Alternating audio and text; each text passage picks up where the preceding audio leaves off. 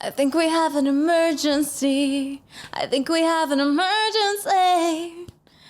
Oh my God, I love that song. How are you guys? I am back. I'm so happy to be back. I'm so happy. How are you guys? Did I mention I'm happy? I'm so happy to be back. I missed you guys. I've been working on a lot of behind the scenes stuff, a lot of new stuff coming your way. I'm really excited. In the meantime, check out Getting Mental Pod on Instagram and my Instagram, Brenda Sarai Zuniga, same name. Yeah, I'm really excited. And this episode in particular, I couldn't wait to record this episode. I'm going to talk a lot about how to connect with your inner child and how to love your inner child, how to start to uncover the ways to do so. And when you do, you start to heal so much and you start to not only make better decisions, but you end up opening yourself up to a new world of possibilities that you didn't even know existed. So I'm really excited to dive into that. And what sparked all of this, right? I mean, and mind you, in previous episodes, you guys have seen that I've talked about inner child healing and how to connect with that and like heal and love your inner child. I've done self-compassion exercises, right? I've done all that stuff. But another thing that sparked this for me was I recently went to Shasta again. I took, I think, 5 days off and I unplugged completely from social media. I unplugged from my phone, from tech, period. And it was amazing. Shout out to my friend Steven. He has a wonderful property in Mount Shasta. And I was up there and I just got lost in the wilderness, which is my favorite place. Oh my gosh, I got lost in the woods. And when I got lost in the woods, I was singing my face off. And I learned so many valuable lessons in Mount Shasta. Like I learned forgiveness for myself. I learned how to forgive myself. I learned accountability. I learned commitment. I learned a plethora of things. And I can't wait to share them with you all. And my only goal is to heal myself, transform myself, and hopefully in the process, inspire you guys as well, because it has completely changed my life. Doing the inner work has completely changed my life. And I wouldn't be here today doing what I'm doing if I didn't work on my mental health. That is a 100% fact. I've mentioned this in so many episodes. I lived in 15 different homes. I attended 11 different schools. I was raised by teenage parents. You know, I had no stability growing up. I had a lot of abuse, a lot of chaos in my household. And again, working on my mental health has allowed me to break generational trauma. It has allowed me to heal generations of trauma and to break those chains for me to not repeat the same behavior that has been holding myself back, that has been holding my family back, has been holding, that just holds so many people back, right? So again, I'm excited. I'm so happy to be back. And thank you for being patient with me. I know I haven't released an episode in a while. And again, I've been working so hard behind the scenes on so many different things. And I'm just so happy to finally be back here. And if you guys notice, I redesigned the studio. Tell me what you guys think about it. I like it. I think it's pretty cool. I don't know if I'm going to keep it, but you know, who knows? But yeah, man, I've had a magical few weeks. And I remember at one point I drove up to a mountain at the top of it and just got out of my car and just meditated. Just meditated as I stared out onto hundreds of acres of land and trees, and there was a beautiful lake, and my God, I was crying. I was just like, man. And I remember I was listening to the song Emergency by Paramore. Do you guys remember that song, Emergency by Paramore? If you guys have seen my previous episodes, you guys know how much I love dissecting lyrics in songs. And that song was key in helping me overcome some more childhood wounds.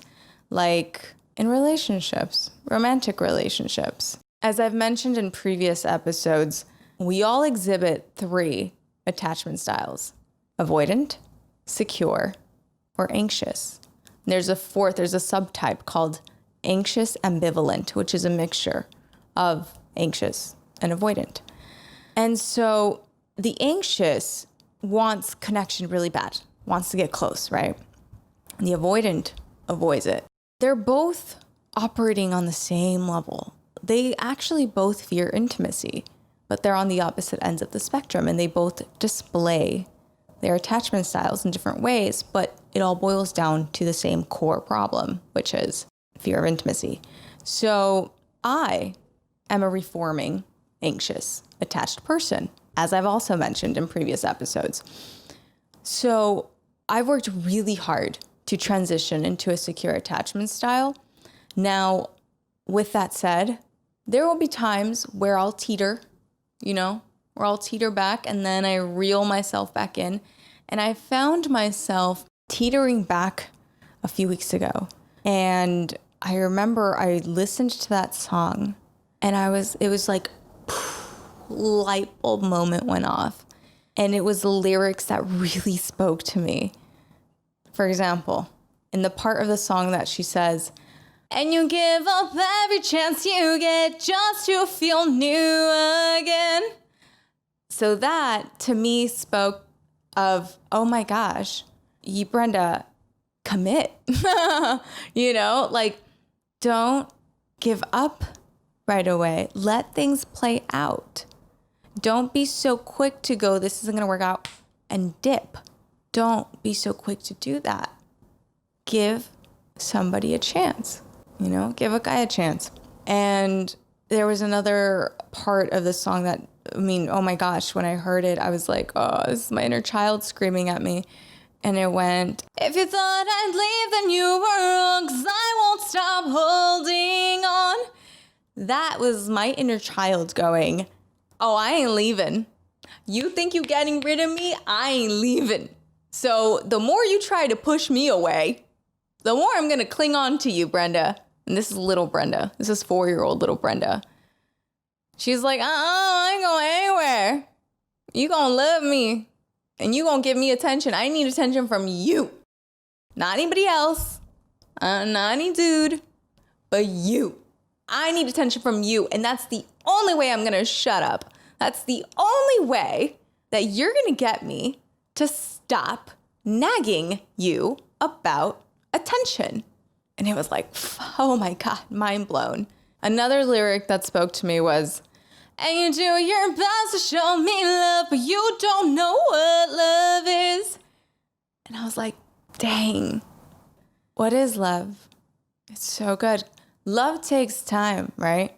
And so as someone who's a reforming, anxious attached person in romantic relationships, the anxious attached want that like commitment so fast. They want that like security. They want that like, this is going to work out. It's going to be, this is going to go A, B, C, D, E, F, G, and this is going to go exactly how I want it and exactly how I envision it, because I need stability and I need this like foundation now. And I need to like build this like now. I need to know, I need to be secure right now about it, right?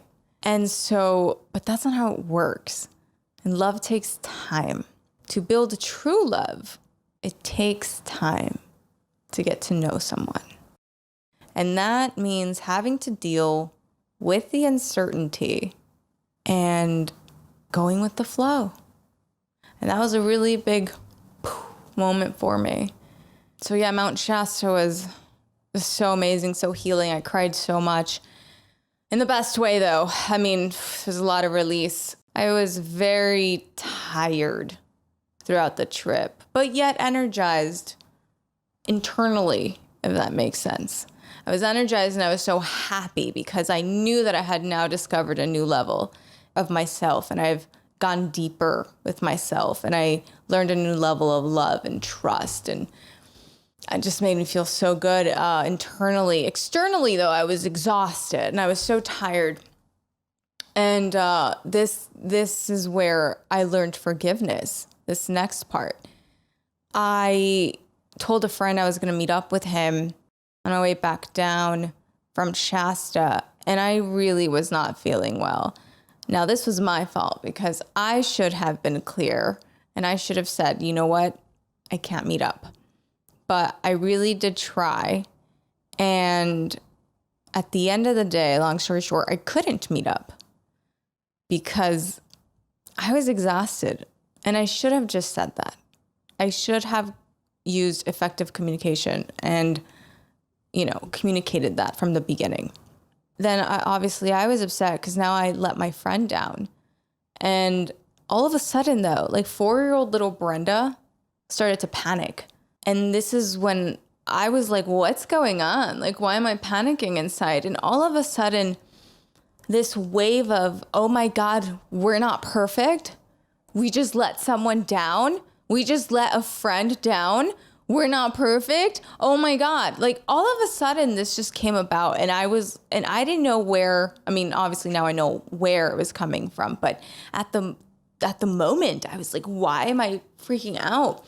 Then I started to realize, just because I let a friend down doesn't mean I'm a bad person. Doesn't mean and that's what started to trouble me when all this panicking came about, because all of a sudden shame came about. And then that's when I realized that stems from my childhood, where the love that I received from my parents was conditional. So I had to act a certain way in order for me to get love from them. I had to, be perfect Brenda. I had to be always, I couldn't show any emotion. I couldn't be upset. I couldn't be angry ever. I couldn't say I was tired.